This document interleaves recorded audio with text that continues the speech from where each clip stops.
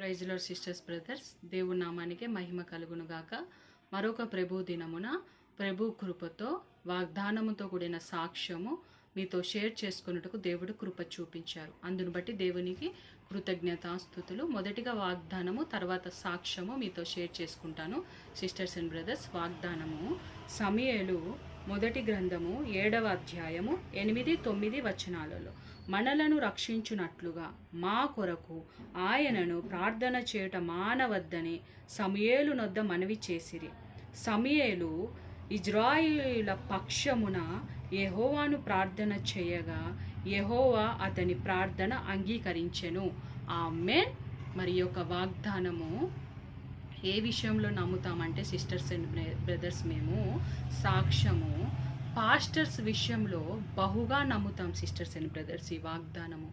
ఎందుకంటే ఇజ్రాయిల పక్షమున సమూయేలు ప్రార్థన చేయగా దేవుడు సమూయేలు ఒక ప్రార్థన అంగీకరించాడు.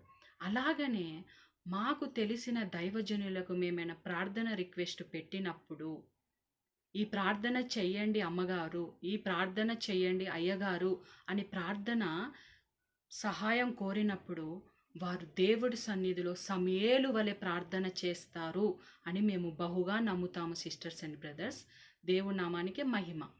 అయితే దేవుని కృపను బట్టి 2017 నుంచి ఇప్పటి వరకు దేవుడు ఊర్లోనైనా సరే, మరి సిటీలోనైనా సరే, దైవజనుల యొక్క సవాసములో ఉండేటట్టుగా దేవుడు కృప చూపించారు. మరి చక్కగా మరి మాకు దేవుడి యొక్క పాఠాలు నేర్పిస్తూ ఉంటారు. మరి ఒక్కొక్కసారి మరి ఇది రైటా ఇది రాంగా తెలియనప్పుడు వారి యొక్క మాటలు వినేదాన్ని నేను. మరి పాస్టర్ గారు, పాస్టర్ అమ్మ, ఈ విషయంలో ఎలా దేవుడి చిత్తం ప్రకారం నడవాలి, కొంచెం వాక్యానుసారంగా నాకు మీరు చెప్పండి అని అన్నప్పుడు దేవుని కృపను బట్టి వారి నోటిని ఉపయోగించుకొని మరి దేవుడు మాకు సరైన మార్గంలో నడిపించేవాడు. అందుని బట్టి దేవునికి వందనాలు. మరి కేవలము ఇది దేవుని కృపనే. పాస్టర్స్ గురించి సాక్ష్యం చెప్పాలని ఎంతగానో నేను ఆశించాను. కానీ ఈరోజు దేవుడు నిర్ణయించాడు. మరి ఈరోజు అక్టోబర్ 12 పాస్టర్స్ డే. దేవుడు ఈ సమయాన పాస్టర్స్ గురించి సాక్ష్యం చెప్పుకునే కృపను అనుగ్రహించారు.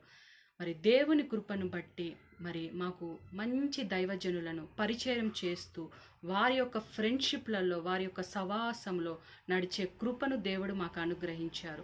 అనేక పాఠాలు దేవుడు వారి ద్వారా మాకు నేర్పించాడు.